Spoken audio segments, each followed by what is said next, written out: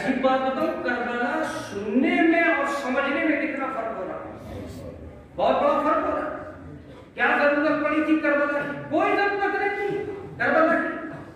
دین بچا ایک لفظ ہے میرا، اب یہ مجلس سے سننے والے اسے کہاں تک سراتے ہیں کہاں تک نہیں سراتے کوئی حرج نہیں، لیکن لفظ سنیے، اگر یہ کہہ رہے ہو کہ امام حسین اس لیے کربلا آئے تھے کہ انہیں دین بچانا تھا، تو میں کہہ رہا ہوں منبر پہ بیٹھ کے کہ حسین دین بچانے کے لیے کسی کربلا کا محتاج نہیں تھا، وہ جہاں رہتے دین بچا لیتے، جہاں رہتے دین بچا لیتے۔ مگر اصل مسئلہ کیا تھا؟ اصل مسئلہ یہ تھا کہ اب تک اہل بیت کے نقابوں میں چھپے ہوئے قاتل جو مکے اور مدینے کی گلیوں میں چھپے پڑے تھے، حسین نے انہیں میدان میں لا کر بے نقاب کر دیا۔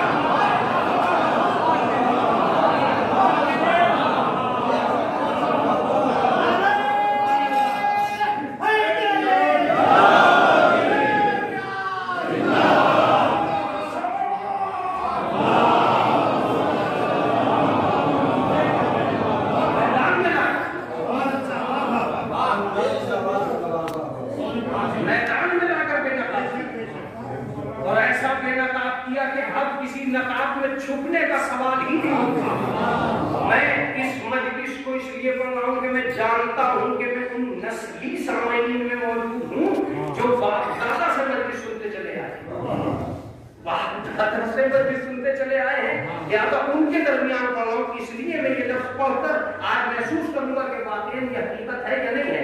حسین نے کہا اب نہیں چھپ سکتا کہ کس نے مارا تھا،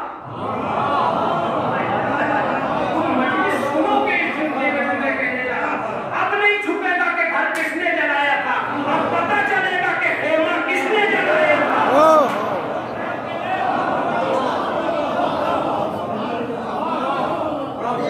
اب تک گٹھلیاں مل رہی تھی، گھر کس نے جلایا تھا، لکڑیاں کون لایا تھا۔ حسین نے کہا تو صحیح، یہ مکی کی گلیوں میں چھپ گیا نا، مدینے کی گلیوں میں نقابیں پہن گئی نا، دوری دوری، میں سب کو بے نقاب کروں۔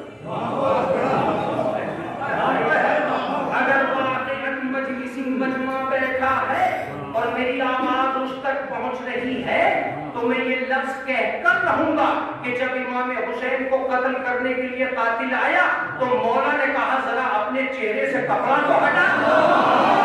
سبحان اللہ، اپنے چہرے سے کپڑا تو ہٹا، اس لیے کہ میں تو جانتا ہوں تو کون ہے، تاریخ کی پہچان میں تو کون ہے۔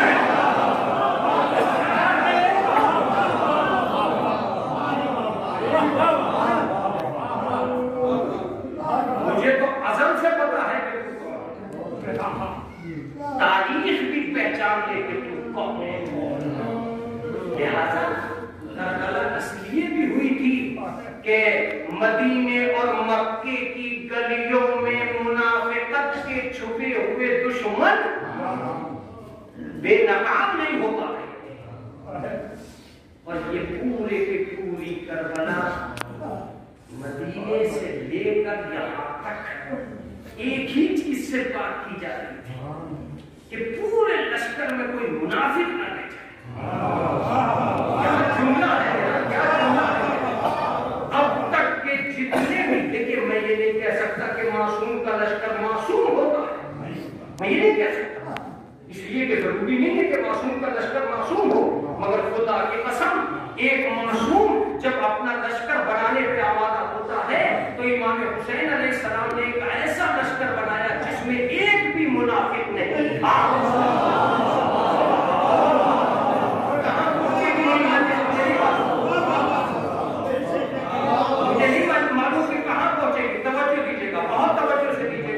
ان کے رتبے کو آپ کیا کریں گے؟ دیکھیں کتنے عقل مند لوگ بیٹھے ہیں، اس بات سے اندازہ ہو جائے گا ان کے رتبے کو آپ کیا کریں گے کہ ساری دنیا اہل بیت کو ولی کہتی ہے، اہل بیت کربلا والوں کو ولی کہتے ہیں۔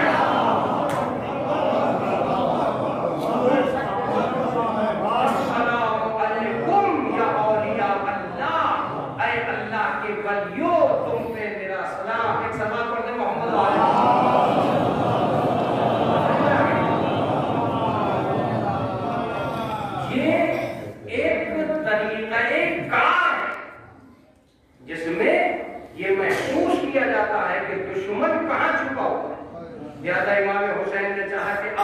پارٹی یہ بحث نہیں کرے گی کہ کس نے گھر جلایا تھا. میں ایک حسین لفظ کہنے جا رہا ہوں اگر آپ کو توجہ ہے. یزید کے ہمدردوں کی کوئی فہرست معین نہیں. کتنے ہمدرد یزید کے آئے تھے مگر حسین کے قاتلوں کی فہرست معین ہے. کس نے سنان کون تھا؟ کس نے علی اکبر کے نیزہ مارا؟ کس نے علی اصغر کے تیر مارا؟ کس نے چادر چھینی؟ کس نے گھر چلایا؟ یہ ساری فہرست معین ہونا اس بات کا ثبوت ہے کہ علی یہ مرتضیٰ کا لال کربلا میں اس لیے آیا تھا کہ اب منافقت کی نقاب گلیوں میں نہیں رہ سکتی، دشمن میدان میں آ جائے.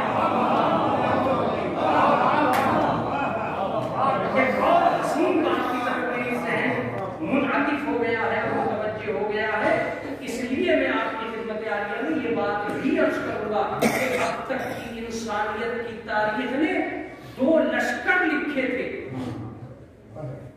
دونوں لشکروں کی حقیقت نہیں تھی. کیا تم آمادہ ہو اس بیان کو سننے کی؟ دونوں لشکروں کی حقیقت نہیں لکھی. کربلا سے پہلے کے چچا محمد اکبر کہتے ہیں پڑھے لکھے انسان ہیں، تاریخیں پڑھی ہیں، دوسروں کو پڑھاتے ہیں. تاریخیں کربلا میں اب تک کے جب تک کربلا میں ہوئی تھی، جب تک کہ لشکر کی تاریخ یہ تھی کہ لشکر اسے کہتے ہیں جو مارنے جا رہا ہو. حسین نے یہ تاریخ بدلی کہ میرا لشکر مرنے جا رہا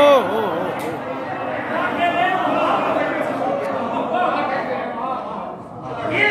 ایک بات، کیا کسی لشکر نے یہ کہا کہ آپ مرنے جا رہے ہیں؟ آپ کہیں گے مولانا حسین نے کہا تھا. اب میں روایت کروں کہیں ایسا نہ ہو کہ گھٹالا ہو جائے. ایک سلوات پڑھتے محمد والے.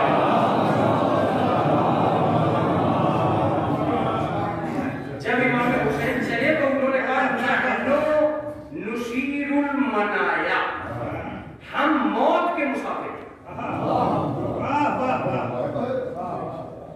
ہم موت کے مسافر ہیں. اس کا مطلب یہ کہ امام حسین علیہ السلام نے یہ واضح کر دیا کہ یہ لشکر وہ نہیں ہے جو مارنے جانا ہے. اس بات کا ثبوت کہ حسین کربلا میں مارنے نہیں آئے تھے، ورنہ عباس جیسے بہادر کی تلوار مت ہوتی. سبحان اللہ. تلوار کا ہونا اس بات کا ثبوت تھا کہ ہم مارنے نہیں آئے. اب آپ یہ نہ کہیے گا کہ میرے اہل بیت کے ہاتھوں میں تلوار کیوں ہوتی تھی. اہل بیت کے ہاتھوں میں تلوار اس لیے نہیں ہوتی تھی کہ لوگوں کو مارنا ہے، اس لیے ہوتی تھی کہ اعلان ہوتا تھا کہ اہل بیت کے گھرانے میں بزدل نہیں ہوتے، بہادر ہوتے. اگر اعلان شجاعت مقصود نہ ہوتا، اگر اعلان شجاعت مقصود نہیں ہوتا، تب اگر مجلس اپنی تمام تر قیمتوں کو لفافوں کو معین کر لے تو اس لفظ سے آگے نہیں جاتی جو میں کہہ رہا ہوں. اہل بیت نے مارنے کے لیے تلوار نہیں اٹھائی تھی، شجاعت کے اظہار کے لیے تلوار اٹھائی تھی. ایک اور جملہ سنیے، اگر اپنی مرضی سے مار رہے ہوتے تو تلواریں ان کے گھروں کے کارخانوں میں بنتی. اللہ کی مرضی سے مار رہے تھے. واہ واہ.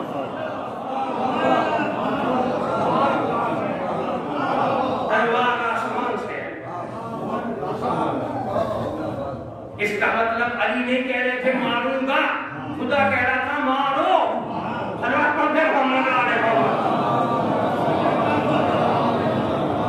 خدا کہہ رہا تھا مارو. تو یہ جو سویا یہ ہمدردی کا اعلان ہے. برادری کے بھائی جو وہ بات رہ گئی جو میں کہہ رہا تھا کہ میری مجلس کو فائدہ ہو یا نہ ہو، آپ کو فائدہ ہو. ہمدردی کی قسمیں ہیں. نیتا جی آئے، ان سے مرنے والے کو کیا فائدہ؟ کہیں سے فائدہ زندہ ہو گئے. اس کا مطلب یہ کہ ایک اثار ثواب کی مجلس میں کچھ فائدے مرحوم کو ہوتے ہیں اور کچھ فائدے زندہ. ان سے میں نے کہا کہ بھائی آپ تشریف لائے تو مہمان لائے، لیکن میں نے کہا آپ کو کیا اثار ثواب سے کچھ لینا جانا؟ اب آپ اثار ثواب کے کچھ बात है ये कि हमें पता चला था कि 100-200 आदमी जमा हो रहे हैं, हमें तो इन 100-200 समझना था, न मरहूमा से कोई मोहब्बत न मरहूम से कोई मोहब्बत। इसलिए कि अगर हमें मरहूम या मरहूमा से कोई मोहब्बत होती तो कभी हम इनकी दावत करते, कभी ये हमारी दावत करते, मगर हमें कोई मोहब्बत ही नहीं थी तो हमने इनकी कभी दावत नहीं की। सुनिए, मोहब्बत के हमदर्द, इस जुमले को हजम कर लीजिएगा, सुन लीजिएगा, आपके फायदे की चीज है। मोहब्बत के हमदर्द ईसाले सवाब की मजलिस में नहीं आते, मरीज के अस्पताल में जाते हैं। सुभान अल्लाह। खाली मजलिस में जाना सआदत नहीं है, मरीज को देखना भी तो इयादत है। मर गया तो जिंदा से आगे कह रहे हो कि इन्ना लिल्लाह, कभी अस्पताल में भी जाके कहते कि ये लिफाफा, पता चला अस्पताल का गरीब मर गया, गए ही नहीं कभी, ये तो मरहूमा कभी अस्पताल में गई है। मैं इसलिए इस मजलिस में पढ़ रहा हूं कि जिस इस्लाम ने जनाजे की मुशायअत को सवाब रखा है, उसने अस्पताल में अयादत को भी सवाब रखा है। सवाल ये है कि मुशायअत का मजमा बहुत है, अयादत का मजमा कम है। यहाँ यकीन है कुछ देना नहीं पड़ेगा, वहाँ हो सकता था कोई मांग ले।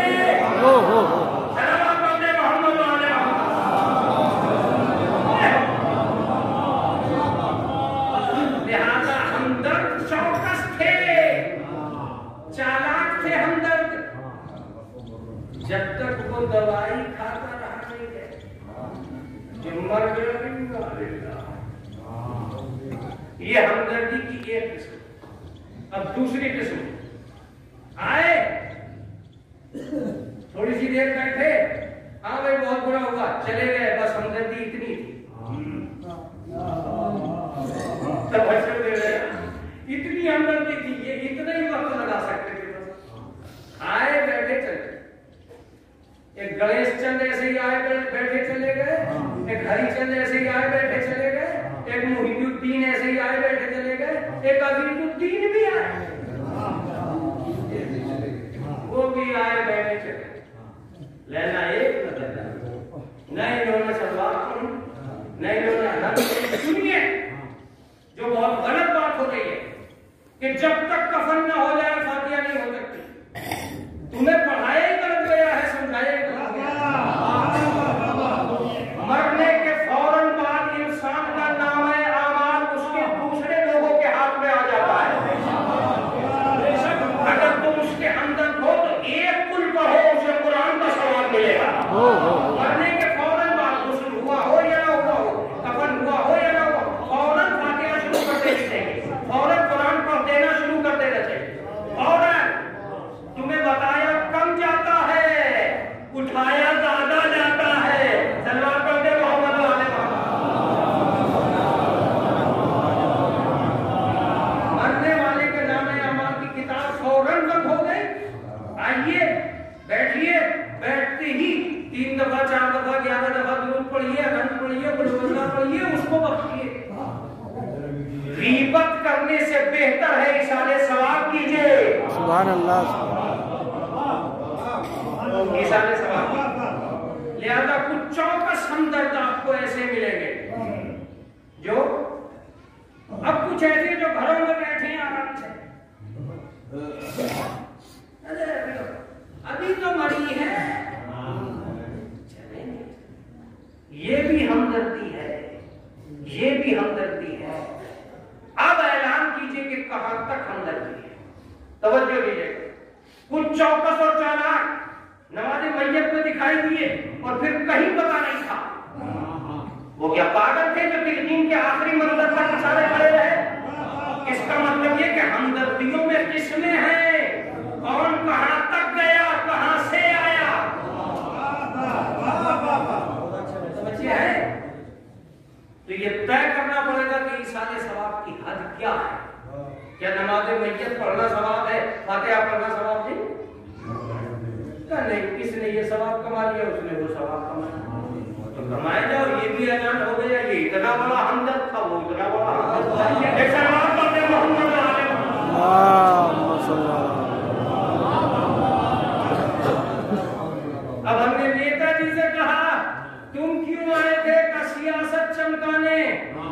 ہم نے ان سے کہا کہ نماز میں سے واپس جا رہے تھے، تم کیوں آئے تھے؟ کا محبت چمکانے۔ اس کا مطلب یہ ہے کہ ایک فائدہ تو مرنے والوں کو ہو رہا ہے اور ایک زندہ کو ہو رہا ہے۔ مرنے والوں کے فائدے کی دکان تو بند کرے گئے، مرتے ہی آپ قرآن پڑھ سکتے ہیں، ایثار ثواب کر سکتے ہیں۔ اگر آپ کو ہمدردی ہے اس لیے کہ اس کا نام ہے اعمال بند، اس کا نام ہے اعمال، کسی بھی چیز کا جو کام آپ 10 سال کے بعد کر سکتے ہو اس کام کے لیے، وہ ایک 10 منٹ کے بعد، مرنے کے 10 منٹ کے بعد کر سکتے ہو۔ میں منبر سے کہہ رہا ہوں، سنیے، کسی مردے کی مغفرت کے لیے یا کسی مردے پر رحمت کے لیے اللہ کسی قبر کا اور چتا کا محتاج نہیں ہے۔ جملہ تھا میرا، اللہ کسی قبر یا چتا کا محتاج نہیں ہے۔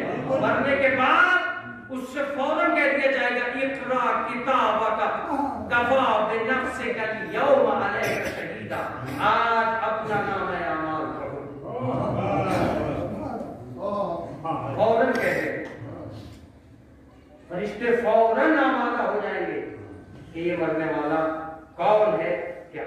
میں ایک سویا میں بس اتنا ہی بتا سکتا تھا، اس سے زیادہ آپ کی خدمت میں نہیں کر سکتا۔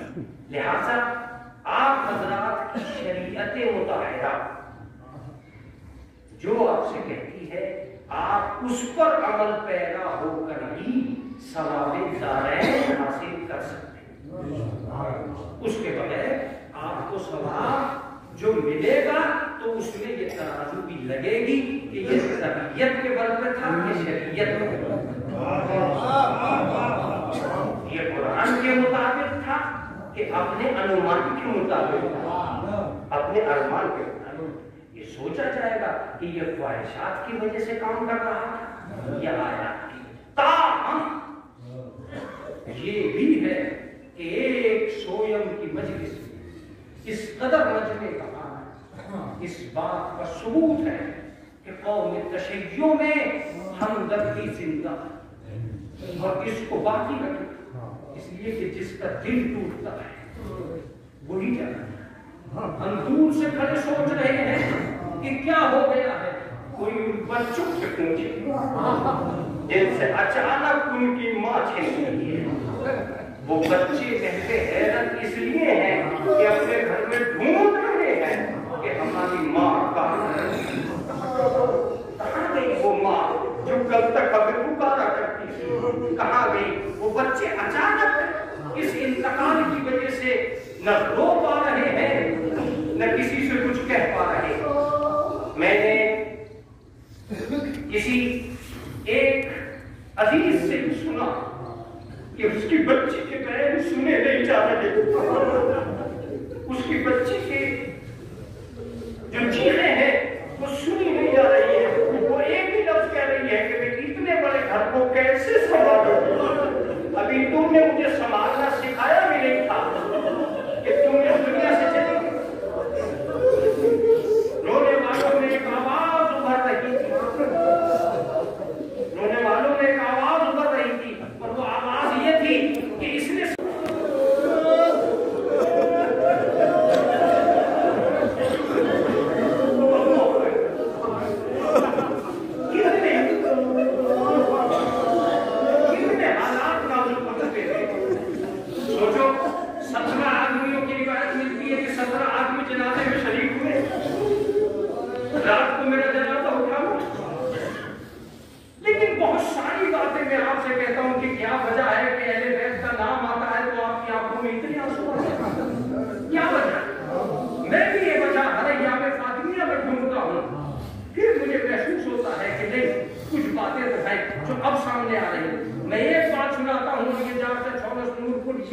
جہاں جہاں کے بھی افراد یہاں بیٹھے ہیں، میں ان سے اپیل کروں گا کہ میری اس بات میں کوئی نہ کوئی راز تو ہے کہ آپ اہل بیت کے نام پر اس قدر عشق آتے ہیں اور اس قدر بیٹھے رہ جاتے ہیں۔ اب میں سناتا ہوں آپ کو۔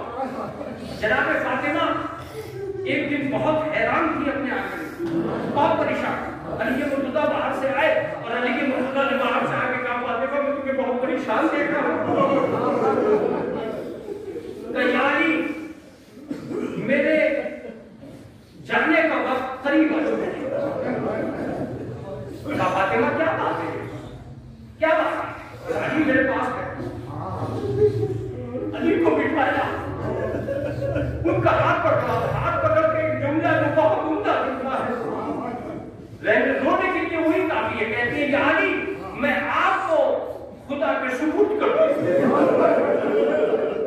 اللہ اکبر، میں آپ کو خدا کی سبوت کرتی ہوں. اب وہ بات جس کی وجہ سے تم مسائل سنتے ہو وہ سنو. کہتی ہے یا علی ایک کام میرا کرنا. کہا فاطمہ بتاؤ کیا کام کرنا ہے؟ تو صبح قیامت تک آنے والی میری اولاد کو میرا سلام کہنا.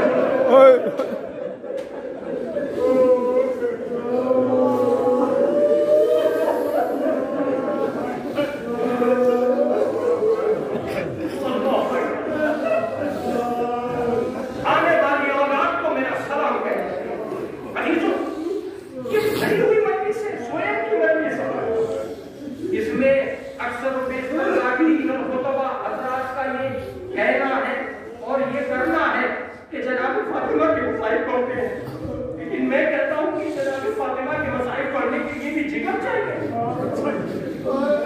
یہ وہ مجمع ہے جو اہل بیت کو اچھی طرح جانتا ہے.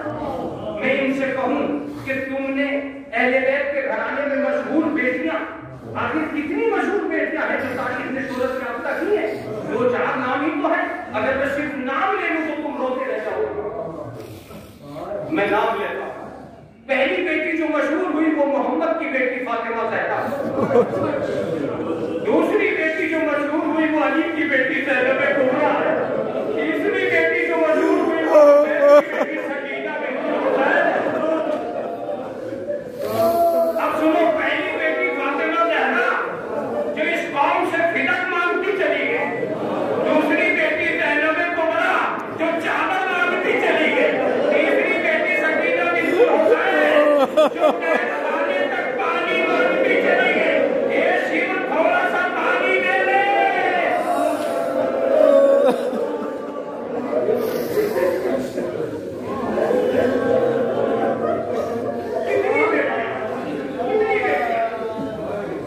کتنی کیا بیٹی اس سے زیادہ تو موجود نہیں. 18 سال کی عمر سے تاریخ نے فاطمہ کو ضعیفہ لکھا. معصومین نے جدہ مظلومہ لکھا. ہماری جدہ جس پر ظلم کیا گیا. چھٹے امام سے پوچھا گیا مولا اہل بیت کے سب سے سخت دن کون سے؟ کا سب سے بڑا دن وہ تھا جو عاشور کا دن تھا. اللہ اکبر، روتے رہ جاؤ گے. سب سے بڑا دن وہ تھا جو عاشور کا دن تھا. پوچھنے والے نے پوچھا مولا کیا اس سے بھی زیادہ سخت دن آیا ہے؟ کہا ہاں، اس سے بڑا سخت دن وہ تھا جب ہماری جدہ ایک جلتے ہوئے دروازے کے نیچے تھی اور یہ آواز دے رہی تھی فضا شہید ہو گیا.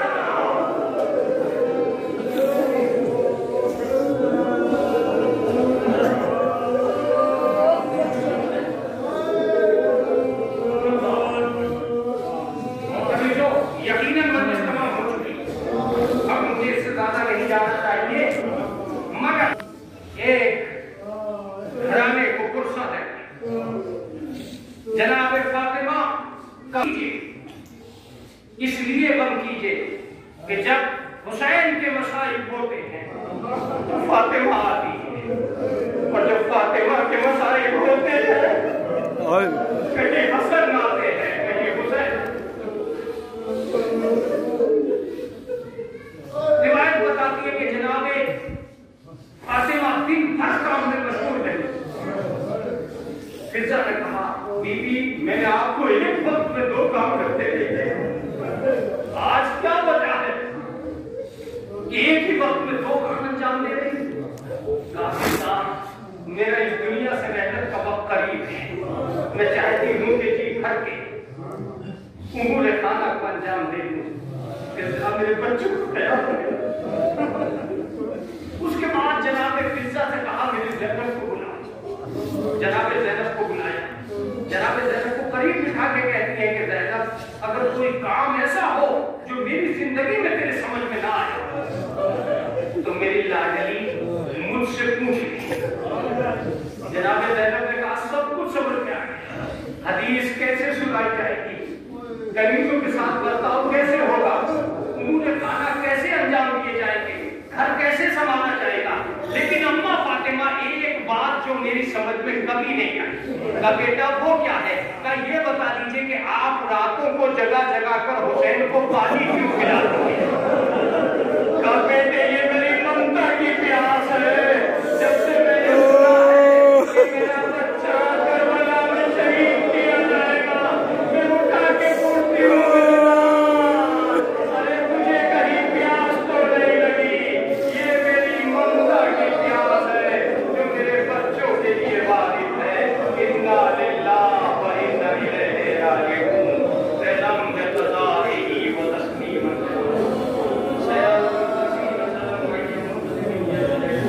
الہی برحمتک الزہرا باقیہا و بعدہا.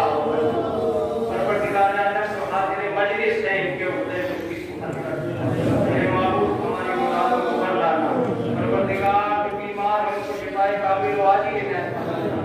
میرے پروردگار یہ تیرے پیارے کے عطادار ہے کوئی ہم نہ دینا سوائے مغفرت. معبود اس مجلس کو جو ثواب تم نے معین کیا ہے اس کو مرحومہ کی روح کے لیے تسکین کا سبب قرار دے.